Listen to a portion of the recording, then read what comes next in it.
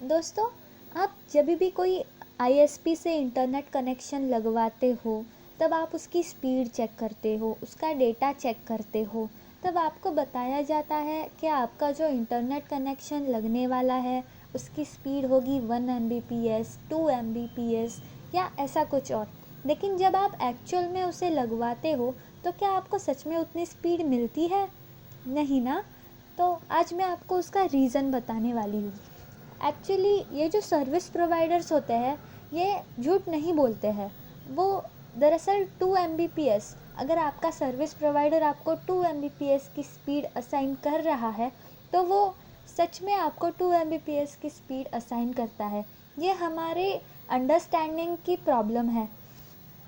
अब आप देख सकते हैं कि यहाँ पे एक प्लान्स दिए गए हैं इंटरनेट सर्विस प्रोवाइडर्स के, जहाँ पे उनकी स्पीड मेंशन की गई है 2 Mbps, 1 Mbps और ऐसे ही। लेकिन उतनी स्पीड हमें मिलती नहीं है। जब हम कोई सर्फिंग करते हैं या कोई फ़ाइल डाउनलोडिंग को लगवाते हैं तो हमें उतनी स्पीड नहीं मिलती है। यहाँ पे कुछ आईएसपीज़ के वेबसाइट्स मैं आपको दिखाऊंगी, जहाँ पे उन्होंने उनके प्लान्स मेंशन किए गए हैं अलॉन्ग विथ उनकी स्पीड।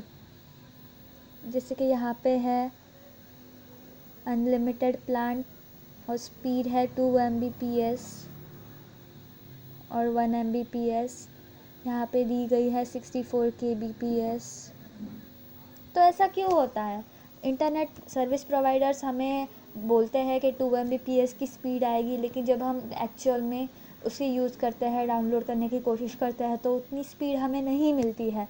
तो उसका रीज़न ये है कि जब आपको वहाँ लिखा है कि 2 Mbps, Mbps के दो टाइप्स है, कैपिटल M कैपिटल BPS और कैपिटल M स्मॉल BPS।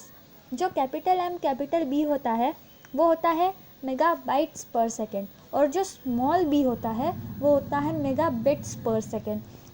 अगर आप जानते हैं तो 8 बिट्स मिलाकर एक बाइट बनता है।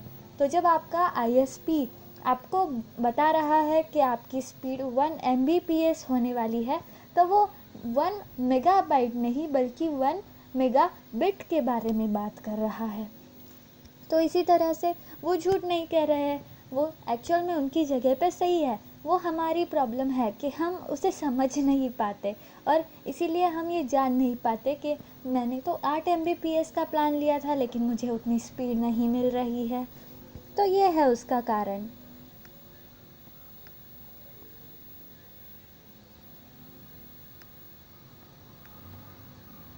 अगर आपको वीडियो अच्छा लगा तो लाइक कीजिए और मेरे चैनल को सब्सक्राइब कीजिए।